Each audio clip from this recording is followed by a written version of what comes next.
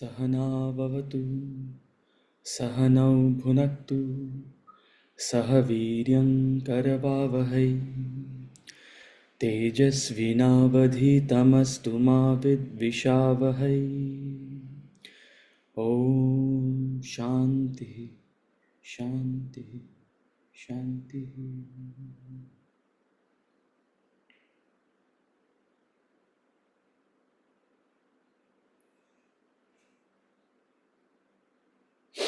Okay.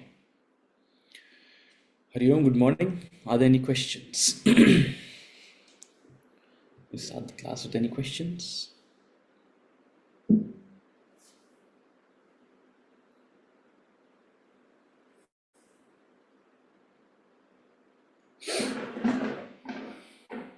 I might as well ask Prachi and Ankit, are there any questions? Huh? You all should pay Prachi and Ankit. Not necessarily monetarily, somehow or the other. At least pay them with the gratitude. Because they keep asking clarifications. Okay. We'll start from where we left off in the previous class. So we've been discussing the intrinsic nature of a self-realized person. The intrinsic nature, not something you can see. Please understand this. We're describing his inner state, his or her inner state. To understand which, you need to be at a similar level, or you need to be able to appreciate these aspects, right? Only a Milton can recognize a Milton, as they say. So, a self-realized person from within commands incredible power, has universal love, bears the deepest of knowledge, is self-sufficient, able to adapt to any environment. And this capacity, this is where we ended, and we'll start with the next and the concluding quality. But this is where we concluded that this yearning for self-sufficiency, this yearning for freedom, this yearning for independence emanates from our essential being. Our essential being, the Atman. Our body is not the essential being. Our body is an equipment which is inherently dependent on the world. Our mind is an equipment which is inherently dependent on the world. These equipments which we possess, they are not us. That's not your true nature. That's not the real you. Which is why after a point, it almost becomes a limitation to your own yearning for freedom. Your real being is your Atman, and that Atman is completely free. It's all full. It is independent of anything. So this yearning for independence comes from our essential nature, our true being, which we seek, which we yearn to get back to, return to, unbeknownst to us. We don't really know it. We're finding through wealth and independence. We're finding through health and independence. See, material independence, physical independence is also very important, and it can take you a long way. Material, physical, emotional independence, these are all very important things to achieve. What is emotional independence? Detachment is emotional independence. What is material independence? How many zeros is material independence? At least 6. At least 7. 6 में कुछ नहीं होगा अब. Inflation. If you want a house in a tier 2, tier 3 city, at least 7 zeros you need. If you're living in a metro, at least 8. Yes? If I get that, I'll be happy. That's what we think. No. What is material independence? A regulation and moderation over your own desires. If your desires exceed your wealth, you're not independent. If your desires are within your wealth, you're independent.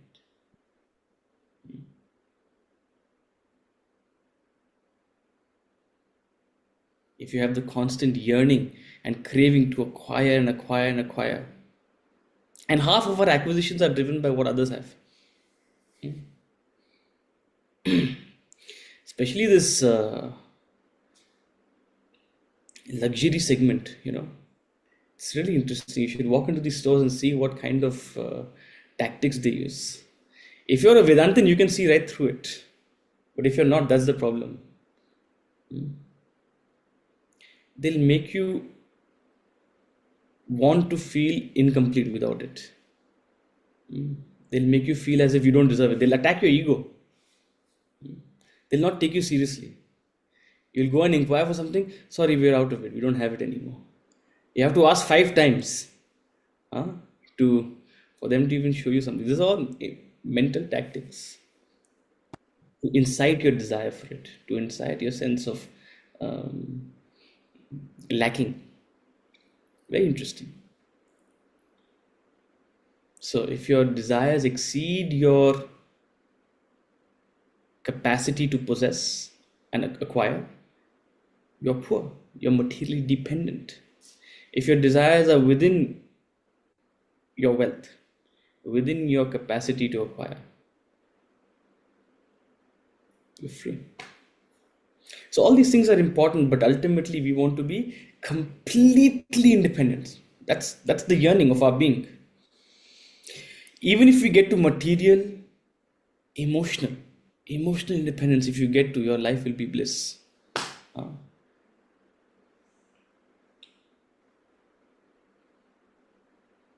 The constant need for clinging for company, we're constantly riding on each other's back. If you can spend 8 hours with yourself, you know what you should do? You should take a flight on Air India. Huh? If you want to spend 8 hours by yourself, because you'll be stuck, and chances are, sorry, Air India, but this is the reality right now. Hopefully, soon it'll change. But the screen in front of you won't work. And if you really want to do tapas, chances are your seat will also be, slightly squeaky or broken. Something will be jetting out. If you really want to challenge yourself, that might even be smelly. Happened the same with me also. It's an unfortunate situation right now. So, if you want to test your capacity to endure, to be independent, I'm joking. So, a self-realized person is completely independent. You put them in any situation, they'll be unperturbed. Unperturbed. If you can keep your head about you when everyone is losing it and blaming it on you, also, if you can remain poised, that's a great sign of spiritual maturity. It's a great sign of spiritual maturity. And ultimately, the last intrinsic quality we are about to discuss is his fulfillment. The spirit of fulfillment that he or she enjoys internally. We we had covered it in the previous. We had read it in the previous class, I think. So we read this parable, very simple parable to convey this point, right? What is the fulfillment they feel? They don't need the need for anything, and he gives this parable of this emperor Alexander. And Alexander, in all his arrogance, asked the sage, "What do you want?" "I am Alexander. I've conquered the world. I have acquired everything there is to acquire." External acquisition. I've acquired land, I've acquired power, I've acquired dominance, I've acquired all these things. I've conquered so many kingdoms. What do you want? In all arrogance, these Alexander is asking the sage, and the sage says, "If you really want to give me something, then do one thing for me. Just move a little bit, because the only thing I want is sunlight, and you're blocking it." It's a totally different state of being. When do you feel fulfilled? When do I feel fulfilled? What is fulfillment? संतोष धन, What is fulfillment? How is Santosh fulfillment? संतोष धन, The way you and I know fulfillment is जब हमारी मन की इच्छा पूरी होती है, we feel fulfilled. Yeah, when you're content. जब हमारी मन की इच्छा पूरी होती है, when we get what we want, जो हमें चाहिए, अगर वो हमें मिल जाए, today I'm very fulfilled. My son or my daughter has finally listened to me. They've finally done as I pleased. Very fulfilled.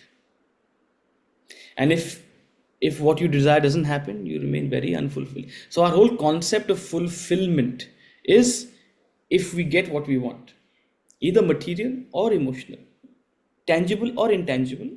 But that's our concept of fulfillment. If your sense of fulfillment is always dependent on, so essentially, what is fulfillment? Fulfillment is an exhaustion of your desire. Correct? आपकी जो इच्छा थी वो पूरी हो गई.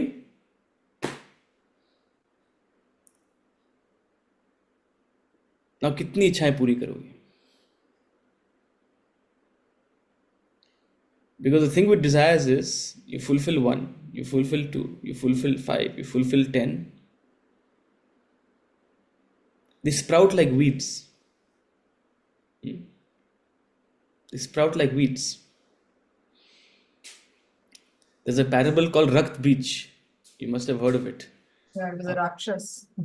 Rakshas, you cut the head off. Wherever its blood will fall, from there another Rakshas will come up. Rakt Beach, that's desire. Rakt Beach is desire. Wherever it falls.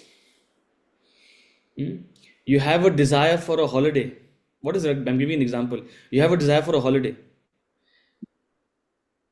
You're traveling economy class, middle seat. You're staying in a simple hotel. You're traveling by train. But in this experience, you see in the airport, someone is traveling by business class. Rakt Beach. वहाँ बीच गिरी एक और इच्छा अगली बार I want to travel business class.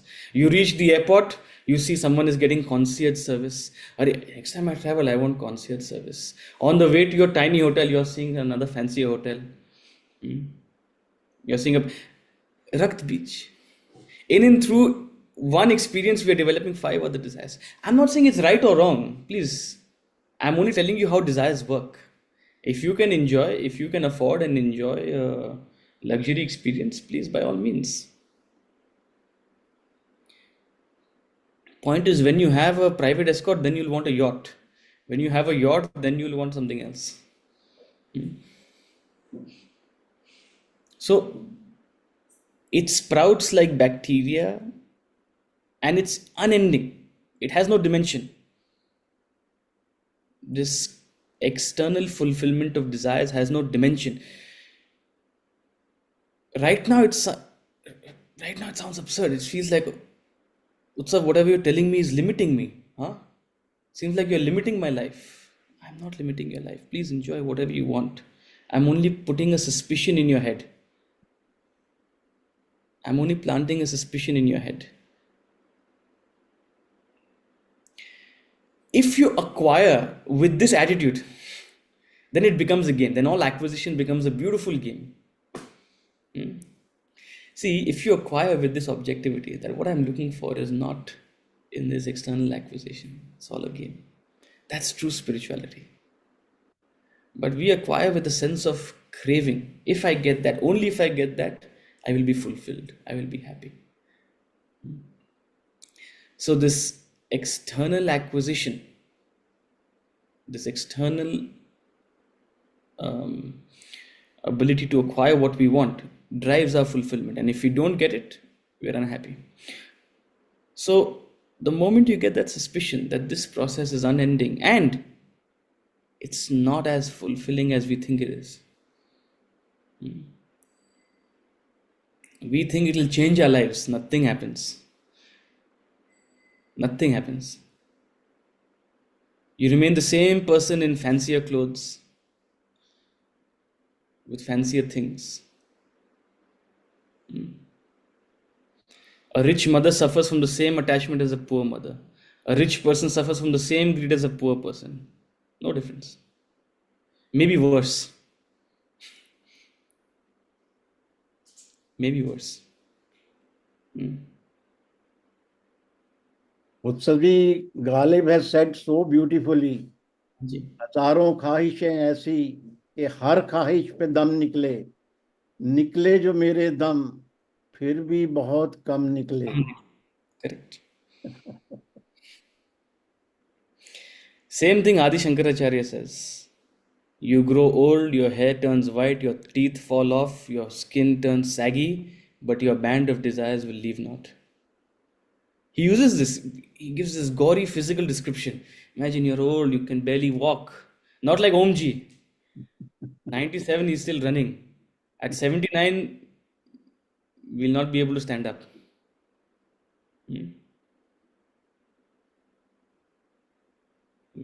All our teeth would have fallen. Our skin will be extremely saggy. But मन में अभी इच्छाएं घूमेंगी. क्या इच्छाएं? God knows. But बहुत सारी इच्छाएं घूमेंगी. So this band of desires leaves not. So what is spirituality? Who is a spiritual person? One who develops the suspicion that what I'm looking for is not in the world outside. So there are two ways in which you can exhaust a desire. You can exhaust a desire by acquiring what you wish. And you can also exhaust a desire by gaining higher knowledge and eliminating the desire. Both have to happen. See, if you do only once, today, for example, if I force you to eliminate all your desires, you won't know where you are. You'll be frustrated. Right? आप overnight sannyas नहीं ले सकते. But at the same time, you can't continue. If you want to continue an indulgent lifestyle, you'll still be running like a chicken without a head. In which direction, God knows. So the spiritual journey is managing your existing desires while gaining knowledge to eliminate. Ultimately, a spiritual person, the fulfillment is they enjoy, this fulfillment which we're talking about, is freedom from desires. Ichha se mukti.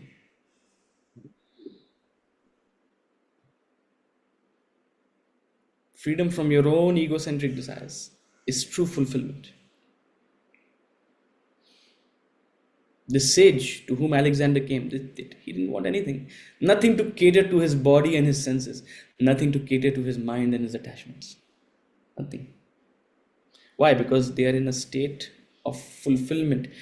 With spiritual knowledge, you realize that you are paripurna, you are all full.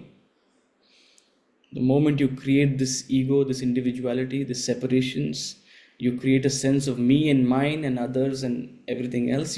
You create false demarcations.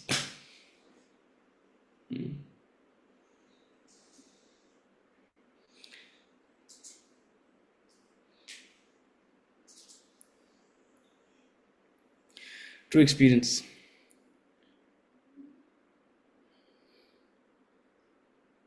This is my original line, huh? So if you want to quote it, you can give my credits. I'm just joking. So we were at this beautiful place. We were visiting some family, and by the lake, beautiful pristine day by the lake. Our family has a beautiful house by the lake, and you have to walk 2-3 minutes to the dock, and you'll see the wonderful waves on the lake. There's a mountain, there's nice sun shining.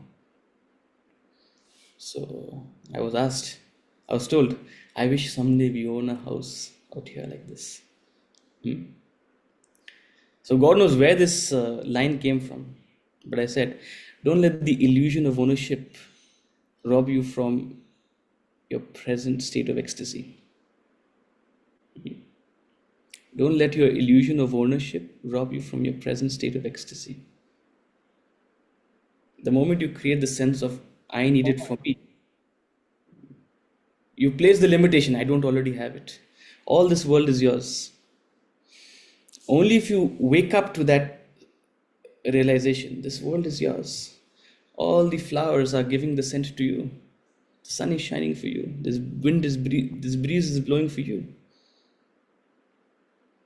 You'll realize you've been given so much. You're all full. But we wake up every morning with our ego and egocentric desires. So then we remember, what is my bank balance? What's missing? What do I not have?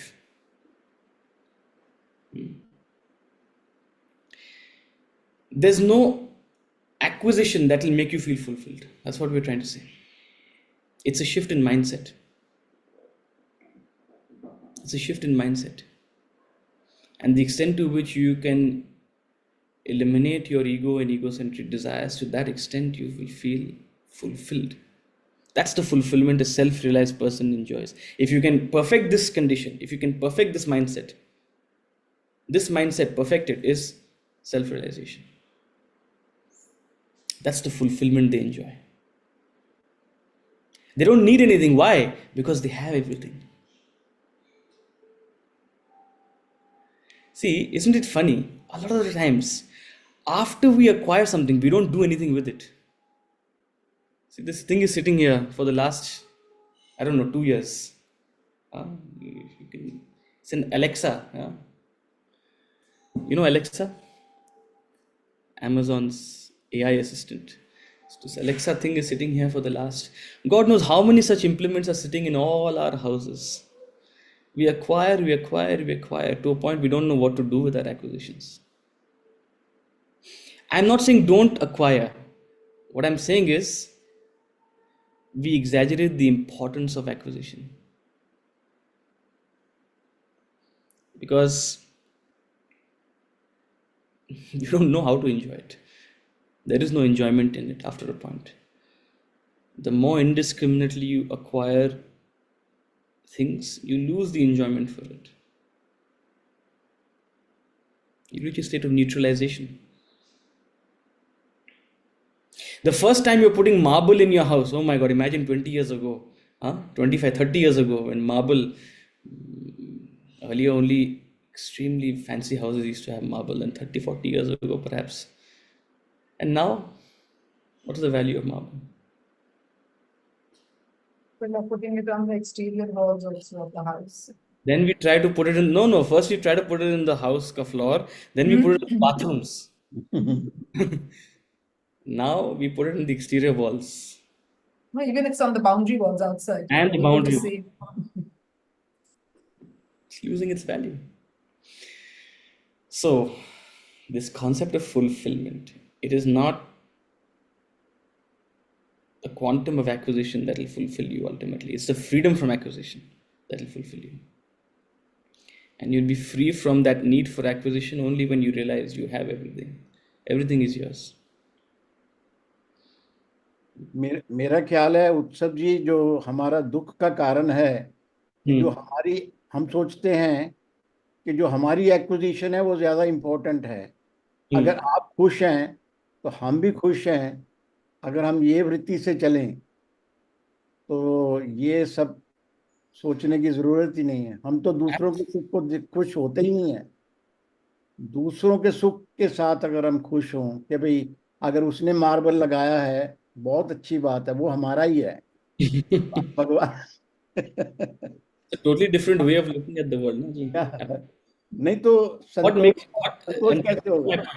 एकदम. And what precisely my point, कि what prevents us from being happy with others' acquisition? Ego. What is ego? The separation. And funny thing is ना, जितने close, जितने करीब लोग होते हैं, ego उनसे ज्यादा होती है. भाई भाई में ईगो ज्यादा होती है, पियर्स में ईगो ज्यादा होती है. आपको अंबानी जी के साथ कोई प्रॉब्लम नहीं है. अंबानी जी जितना भी बड़ा वेडिंग थ्रो करें, it's a source of enjoyment for you. But आपके कोई करीब वाले ऐसा वेडिंग थ्रो करेगा, इसने तो इतना कर दिया। अब आपके पास बेटी बेटियां नहीं है अगली शादी करवाने के लिए, they beaten you to it, then you have to wait for the next generation to throw such a lavish wedding. But what Omji said is so nice. Like, I actually felt so good to hear that if someone starts enjoying what other people have, it becomes so relevant. Really like. To please, and see, these are little things which you can become conscious about, because see, ultimately, if there is one thing we have learned, it is that your thoughts are your choice. Means what thought comes up in your head is not in your control, but what thought you allow, what thought you sustain, what thought you promote is in your hands, right? तो आप में negative thoughts भी आएंगी, आप में positive thoughts भी आएंगी. When someone gives you some good news, a thought of why not me will also come in you. A thought of that's wonderful, I'm so happy for them, will also come in you. Which thought do you promote is the question. If a negative thought comes, see the first line in the Ishavasya Upanishad, Ma gridha kasya sviddhanam, do not covet another's wealth. Covet means दूसरे के acquisition को देख करके लालच होना, ये काश मेरे पास भी होता, मुझे भी ऐसा चाहिए. ये जो थॉट है, it's one of the biggest impediments to our spirituality. It might seem like a simple thing. It's one of the biggest impediments to our spirituality. It's the very source of perhaps a big proportion of our desires. So what thought do you promote? Are you truly happy and grateful? Do you promote that thought for another's acquisition also, for another's success also? Or do you wallow in your own desire, on your own ego?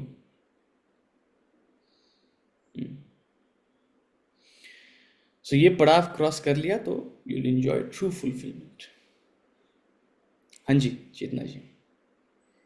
Sanji, is it okay to covet someone's attributes? Like somebody has a beautiful way of, if somebody is always ready to take opportunities and I admire that in that person, is it okay to covet that? देखिए कवेट का meaning क्या हुआ? There's a difference between coveting something and appreciating, emulating something, right? Coveting मतलब you almost want it without the effort. See, you can look at someone else's wealth and appreciate how hard they've worked for it and appreciate what discipline they've put into it, right? There's nothing wrong in being inspired by someone else's attributes or possessions also. Being inspired by it and saying, okay, I'm going to put in that same amount of effort and I'm going to have that same Shraddha.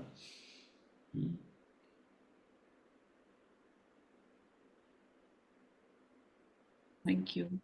So you can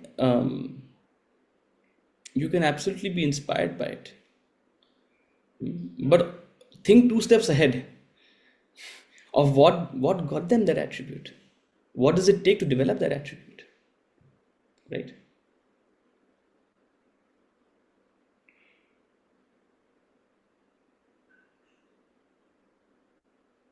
It's cause and effect at play.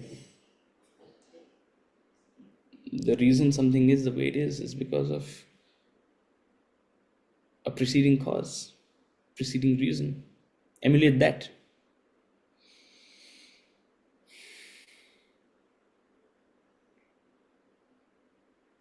I wish I was as great. I wish I was as graceful as them. What makes them graceful? Dig a little deeper. Right? Okay.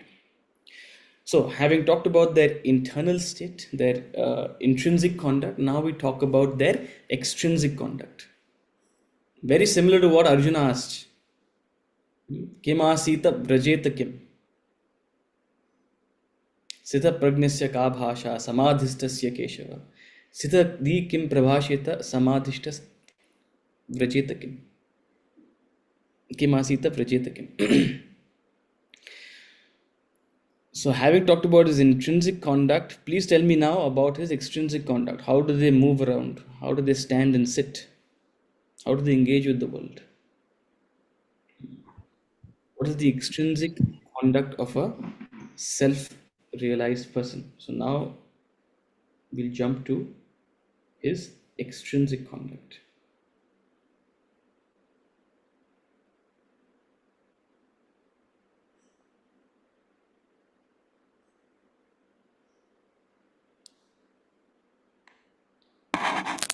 Is extrinsic conduct.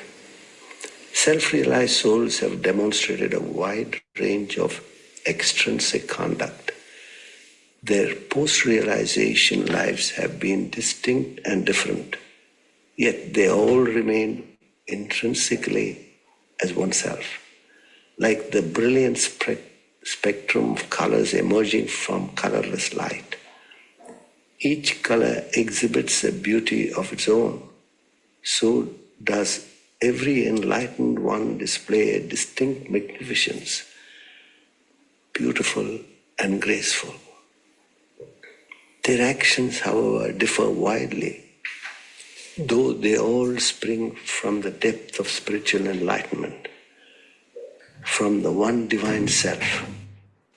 Thus, you find a marked difference in the external manifestation of divine souls from time immemorial. Even the recent sages like Swami Ramatirtha, Saint Tyagaraja, or Ramana Maharishi were poles apart in their manifestations. Ramana Maharishi observed silence practically all his lifetime. He hardly moved out of his small town of Tirunamale in South India, while Saint Tyagaraja gave out the divine Carnatic music. He sang all through his life. Distinct from these two, Swami Ramatirtha was dynamic. He enthralled the world with his electrifying discourses on Vedanta. You ought not to judge sages and saints from what you see them act. Their expressions in the world may confuse you, and you would perhaps gather wrong impressions. Perfection in a human is assessed not from his external action, but as from internal attunement with the Supreme Self. The test of perfection is his merger with the inner self, not his expression. Whatever be the mode of living, the self-realized leads humanity through the path of righteousness to the goal of enlightenment. Some sages have lived in seclusion, observing austerity, while others lived in company amidst material comfort. However, both were totally detached, disinterested in the mode of living, reveling in the bliss of realization. Their lives only promoted universal welfare, redeemed humanity. See, this is a very important thing to understand.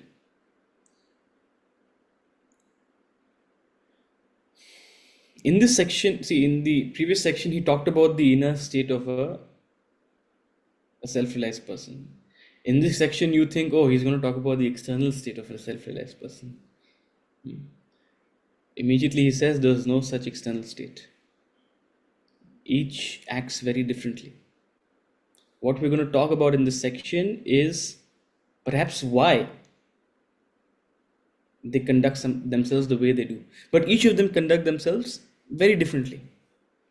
So there's no one uniform thing. See, if you become attached to a particular master or a particular guru, you think, oh, everyone should be like them.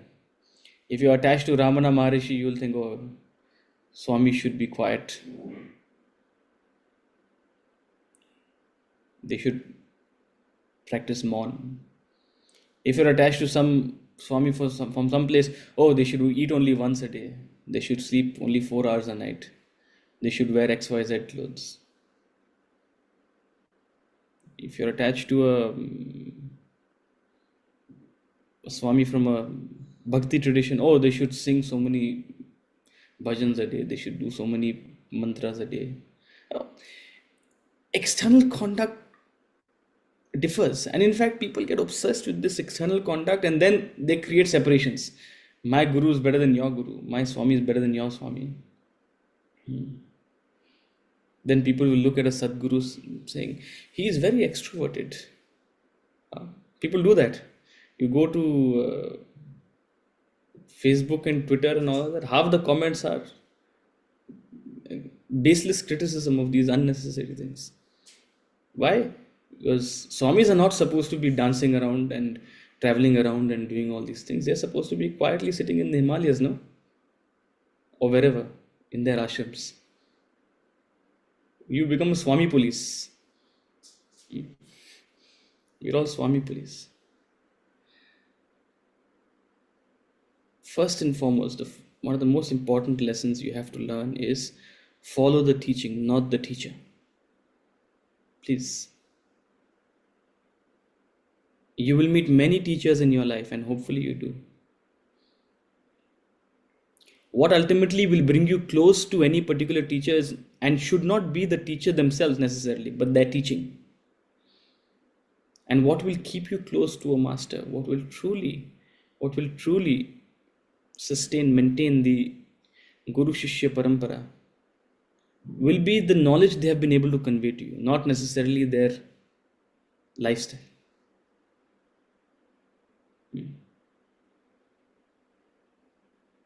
The bond between a guru and a shishya is not the lifestyle they follow, but the knowledge that is conveyed.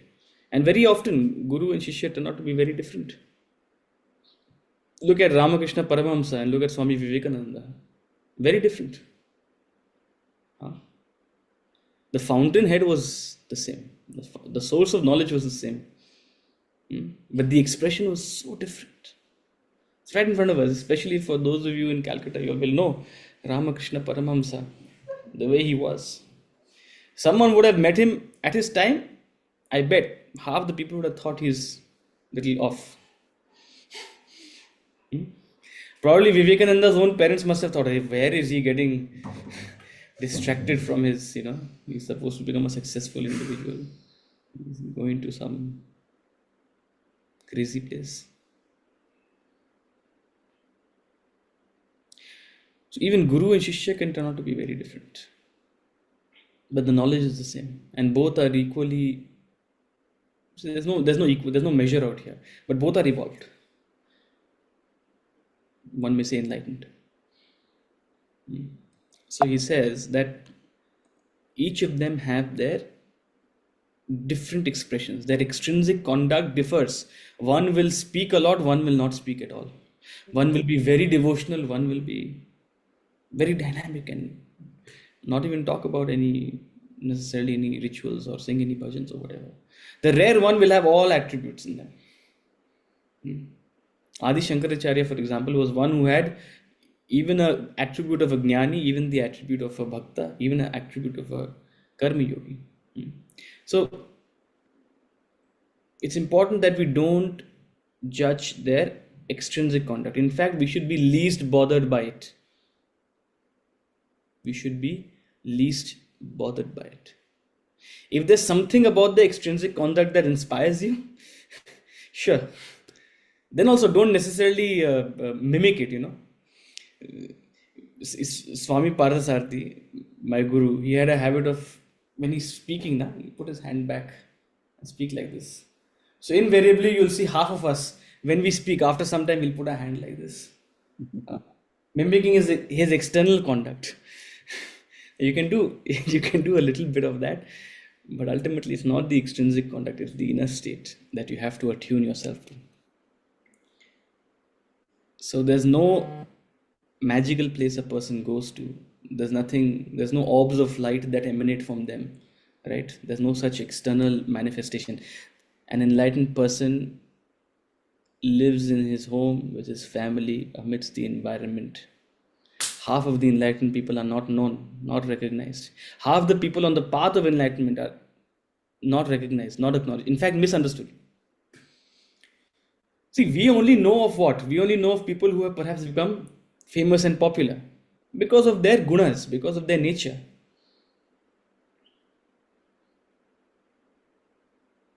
Most people on the spiritual journey are unknown, unheard, silently on their path.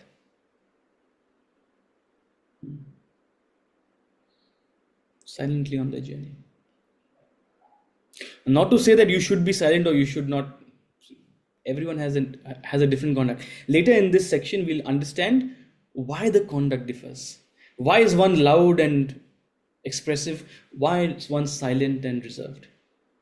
Right? We'll understand that. But the point is, there's no one correct extrinsic conduct. It's not that a Swami should be quiet and reserved. It's not that a Swami should be loud and expressive. No such requirement. The enlightened one lives in his home, with his family, amidst his environment, with perfect objectivity. Established in the divinity within, he remains absolutely detached. He takes the position of God.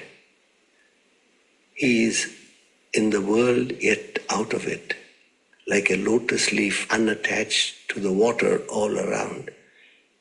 He looks at every being and everything happening in the world from an impersonal angle, as you would watch a movie on the screen.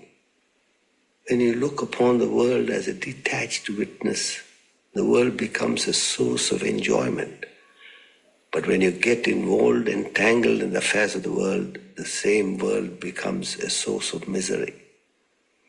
The enlightened is ever positioned as a sakshi, witness, never attached to anything, never enmeshed in the world.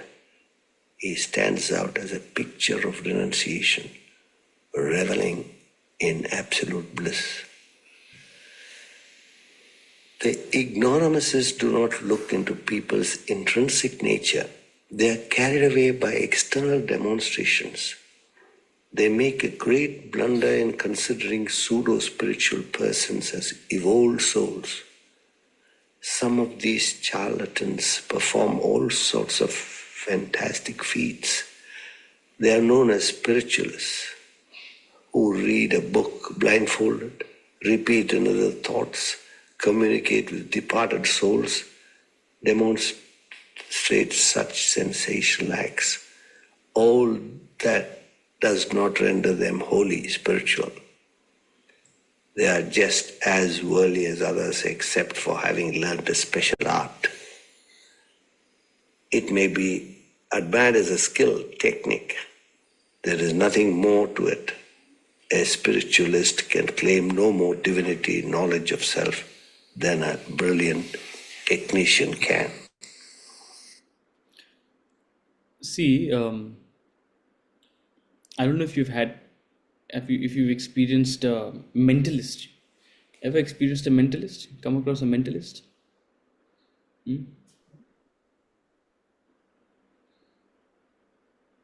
I've come across a mentalist, and it's really important to. I mean, it's an incredible quality. It's called a siddhi. It's a siddhi.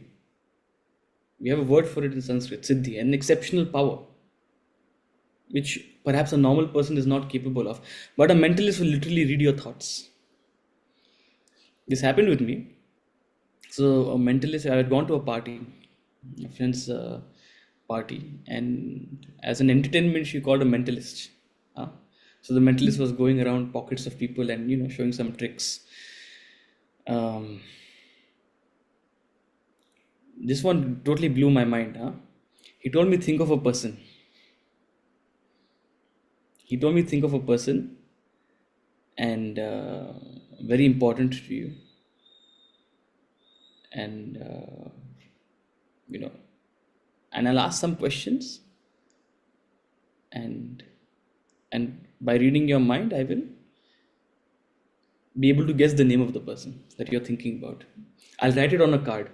He had some, these guys have all deck of cards they move around with and do various tricks. So he asked me a few questions, nothing necessarily directly related, or he just asked me, okay, is this person, how important are they to you? And when did you meet them? Are they still in your life? Are they still around? When was the last time you met them? All sorts of questions they asked me. Now, I had thought about Partha Sarathi. Not only because he's important to me, but also because his name is very hard to guess. Such a long 15-letter, whatever, Partha Sarathi. So, but to his credit, this guy, he guessed it. He just got the last letter wrong. He didn't guess it Partha Sarathi Y, he guessed it as I. So, then he did another trick. And I was trying to understand. I was truly impressed. It's incredible quality, incredible ability. He's reading my mind literally. Because as he's asking me questions, the name is showing up out here. Quite literally. So then he asked me, okay, I will unlock your iPhone passcode. I'll guess your iPhone passcode. I'm like, okay, chalo, let's try to do it. He's like, I'm just going to look at you very intently. And I'll guess it. If at all, I may ask you, for one or two things. Okay, I was like, okay. This time what I did, I didn't let my mind say the number. I didn't let my mind say it. I was putting the wrong number up there. And he couldn't guess it. So I was just being annoying because I just wanted to understand at some level what was happening, But incredible ability. Maybe if he practices a little longer, he'll be able to break my cheat code also. A couple of years later, if I meet him again and I try the same trick, he'll be able to see through me and he'll be able to dig deeper into my mind. But point is, this is a siddhi. It's an incredible quality. Now you take this to us. See, if this person wants to misuse or misrepresent their skill, people will be falling at his feet. Oh my God, what a siddhi he has. I am the child of God who's been gifted this wonderful skill only to look into your hearts. He can make anything up about it. And we'll add a G to his name, like we add to everyone's name. We'll fall at his feet.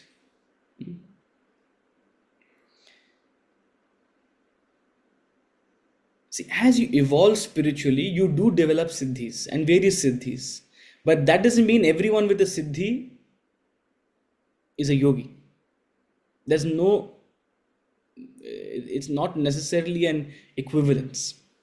Okay? So, when we place an exaggerated value on these extrinsic conduct, on these extrinsic abilities, we place a greater weight of importance on people. We exaggerate their spiritual status. These external capacities. I mean, see, this person who I met, the mentalist, he may be a independently a spiritual person. Although when I inquired about it, he didn't really seem interested.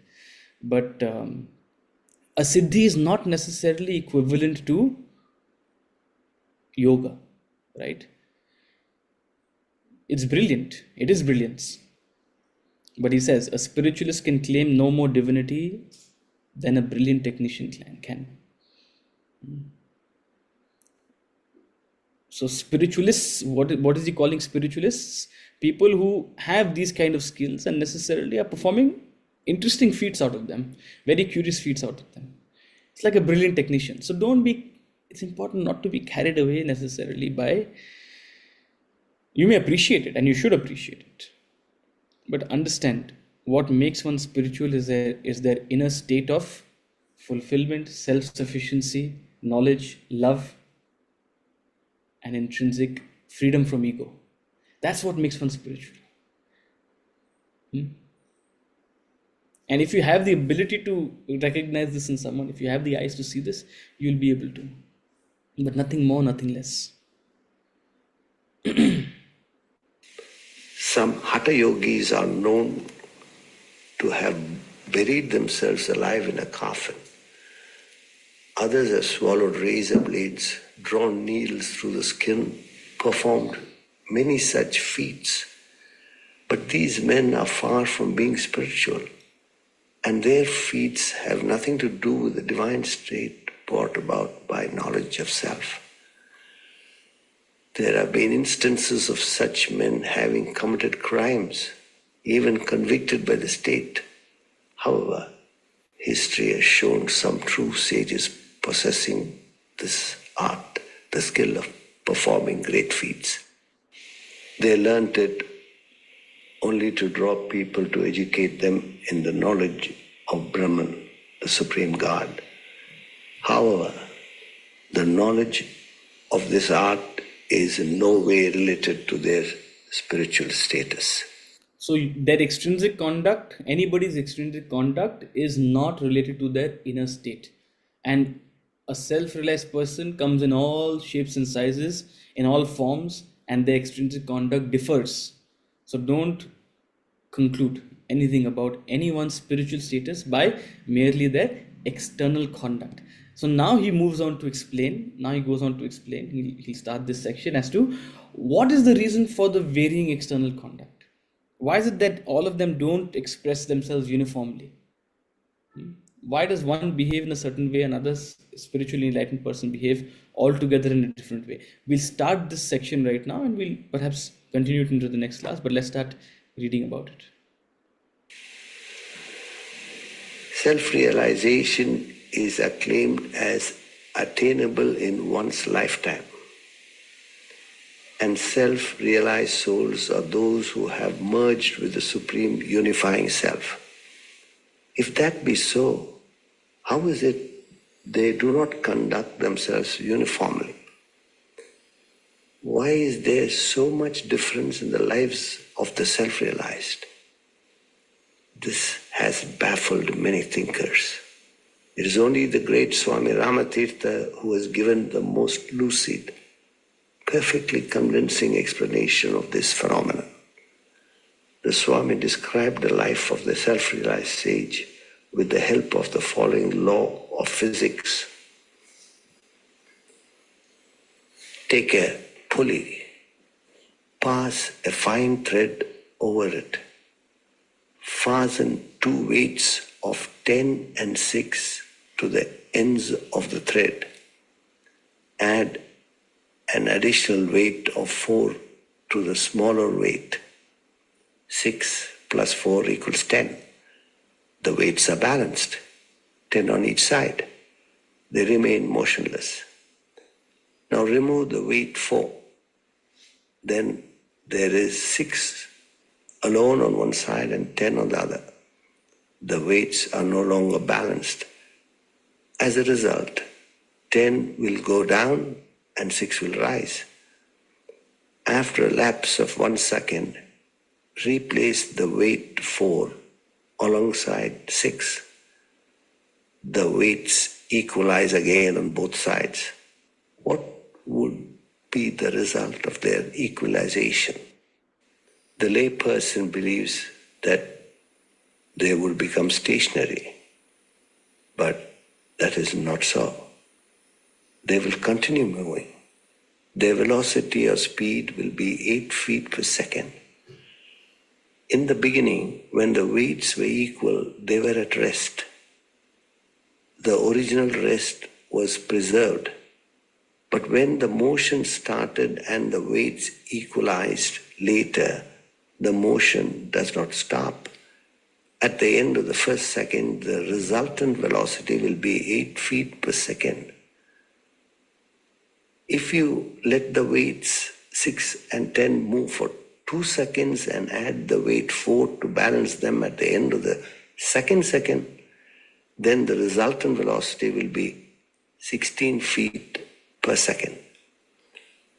If you let the same weights continue their motion for 3 consecutive seconds and add 4 to balance them at the end of the third second, then the resultant velocity will be 24 feet per second. At the end of 4 seconds, it'll be 32 feet per second, etc. You're thinking, where have I landed up? This is some physics class. Long time since I studied physics. Luckily, I've studied physics and I remember some of it. So I will try to explain. Second, milliseconds, meter per second, acceleration, velocity, all these things. Point is, what are we trying to understand? We're trying to understand the extrinsic conduct of a self-realized person, right? And this is an upama. Remember what is an upama? Example. Comparison, right? It's an upama. It's a very fancy upama. Upama, not upama. Fancy upama. It's a scientific upama, but it's interesting. So, what is the comparison? The comparison is enlightenment, self-realization is like being in a state of equilibrium, being in a state of equalization. Means both the weights on each side has been equated to both the weights on each side being equal. For the purpose of the comparison, that's self-realization. When the weights are unequal, it's like you're in my state. It's a state of ignorance or not self-realization. So, in this example, what is he trying to say? Now, imagine this is your setup, right? Now the things are already unequal. Both the ropes are already unequal. But imagine they were at the same level, right? And they have both sides have 10 kgs on each side. Both sides of the rope across the pulley have 10 kilos on each side. One has two weights, which is 6 and 4, and the other one has a single weight of 10 kilos. You want to see this in action, go to the sabji mandi and see him put 1 kilo on one side and see him put 1 kilo of onions on the other one, and you'll see it balance. That's exactly what we're doing, right? So what does the vegetable seller do? So maybe sometimes he's put some extra onions or something. So he'll take out some of the weight. He'll try to actually measure, okay, what is the actual measure of the... So imagine from this side of 6 and 4, you take out 4. If you take out 4, what will happen? Immediately, there'll be a disbalance. There'll be 6 kilos on one side, 10 kilos on the other side. The 10 kilo side will pull it down. We've all experienced this. We've all seen it. Now imagine what will happen. The question is, what will happen if, okay, I've disbalanced it, so suddenly the side with 10 is coming down. I'm super fast in realizing, oh, there's a disbalance. So once it starts coming down, immediately I put the 4 kilos back to equalize it. Right? There's a disbalance, the side with 6 goes up, the side with 10 comes down, but immediately I place the 4 kilos back. What will happen? Will it come back to being equilibrium? So, intuitively, if you think, it almost may seem like, oh, now the weights are equal, so you should come back to equal. But if you know physics, you'll realize that it is not so. Because of the disbalance of weight, a certain momentum has been developed. The side with 10 kilos had developed a certain velocity. And how much ever time you take to balance the weight, that velocity will be higher because there'll be an acceleration. I'm using these fancy terms. It doesn't really matter if you're able to relate to it or not. But the point is that even if you balance the weights, depending on after how much time you have balanced the weights, the side with 10 kilos will have a certain velocity. Means it will keep going down, even though weights on both sides are equal.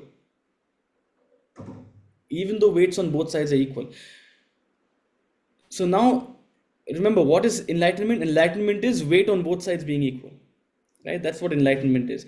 Even after achieving enlightenment, even after achieving this sort of equilibrium of weights on both sides, still there is a velocity. Still someone is expressing a motion, a movement. The conduct of a self-realized person is like this pulley where even though there is equilibrium of weights, even though there is enlightenment, there is a expression, and that expression differs depending upon the time at which the weights were equalized. It differs depending upon the quantum of velocity they had generated through their vasanas. I'm going to take a step back and take it back to a different example because this might get a little technical. In the older cars, you could do this, in the older ambassadors. Nowadays, you can't do it, and don't try it. It can lead to an accident. But even nowadays, if you go to the hills, this will happen. Or sometimes, if you're driving in a taxi, old taxis in Calcutta, the black, yellow taxis, the ambassadors, in order to save petrol, what will they do? Once they get onto a road which is moving relatively fast, they'll turn off the engine. To save petrol. Why? Because the car is already moving at a certain speed. Let us turn off the engine. Suppose you're on Ma flyover, you're going at 60, 70, and the guy turns off the engine because he knows 500 feet ahead there is a traffic. At least these 500 feet let me drive without petrol. So even though he's turned off the engine, engine off means car should stop, no? Because nothing is moving the car, there's no power moving the car.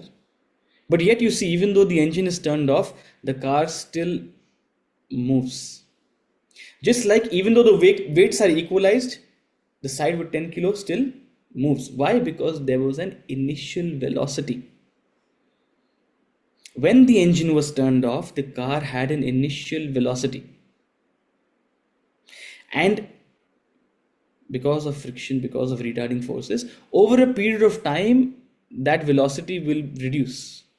If you turn off the engine, the car going at 70 kilometers per hour will slow down to 60 kilometers per hour, will go down to 50 kilometers per hour, 40, 30, 20, 10. After maybe 500, 600 feet, the car will come to stop.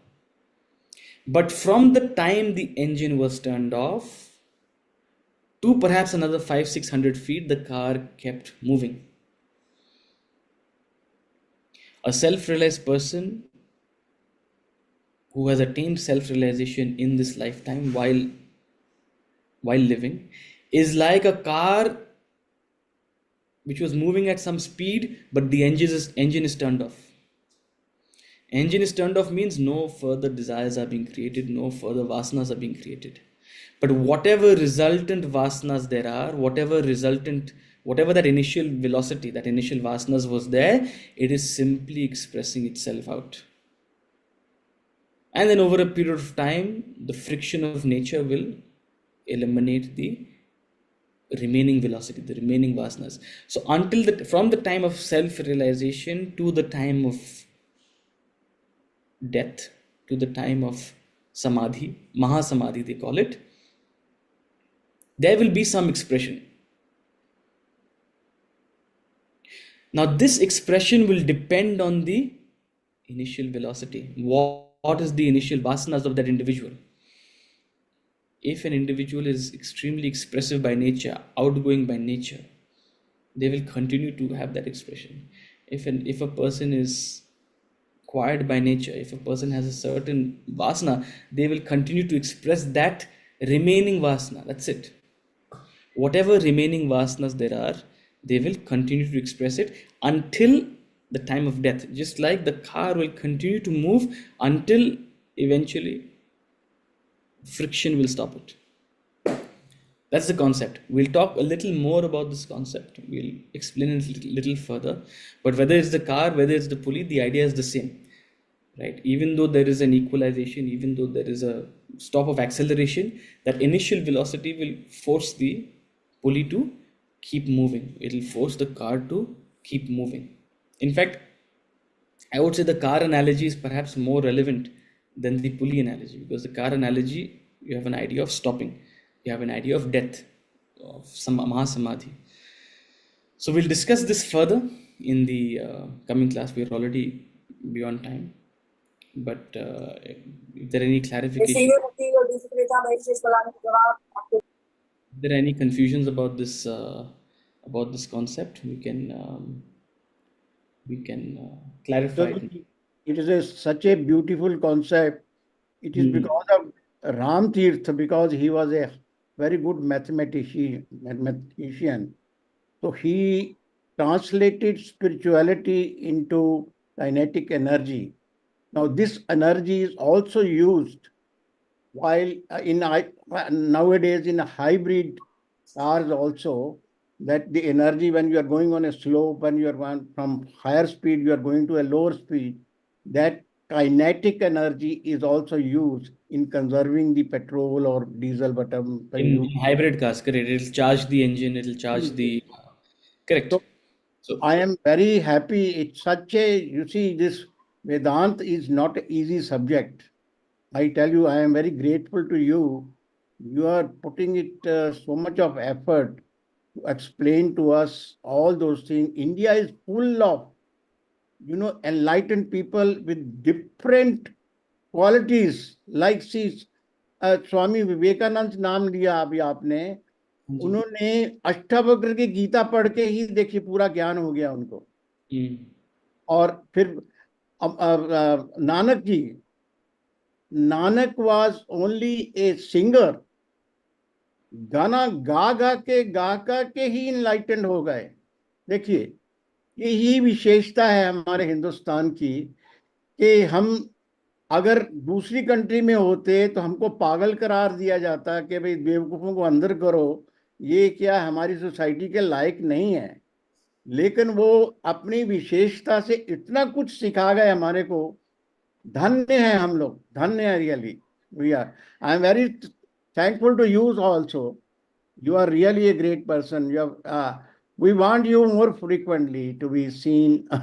It's my desire. अभी बहुत तो अच्छा party काम शुरू कर हुई रहे है. हैं. God bless you. Thank you. There'll be you'll see me for a long time. Don't worry about that. But see, I'll also add a caveat to what you have said, G. That our nation is great, our culture is great, but we don't value it. So हम गीता जी को बहुत मानते हैं, but हम गीता जी की नहीं मानते हैं. हम कृष्ण भगवान को तो बहुत मानते हैं. अभी जन्माष्टमी आ रही है, सब सेलिब्रेट करेंगे कृष्ण जी के नाम पे. हम बर्थडे सेलिब्रेट करेंगे. हम कृष्ण जी को मानते हैं, बट कृष्ण जी की नहीं मानते हैं. अगर हम इस ज्ञान का 5% भी अपने जीवन में लागू करें, if we imbibe even 5% of this knowledge, we'll be a different in a बिल्कुल different state आपने of. बिल्कुल ठीक बोला है कि वो, मैं क्या कहना चाहता हूँ कि हम करते कुछ भी नहीं है, खाली सुनते हैं. अगर कुछ भी करें, एक एक शब्द भी एक एक को अडॉप्ट करें, तो कहाँ के कहाँ पहुंच जाएंगे. हम सुनते कोई बहुत. बात कर रहा है, कोई सुन रहा है, कोई कर कुछ नहीं रहा है. तो ये ड्रामा चलते रहता है. बट यही आशा है कि बात करके, सुन के, हम सब थोड़ा बहुत इसे अपने जीवन में लागू करें, अंगीकार करें. That's the idea. But thank you so much for joining. Do carry these thoughts with you through the course of your day. Thank And you. Thank you. and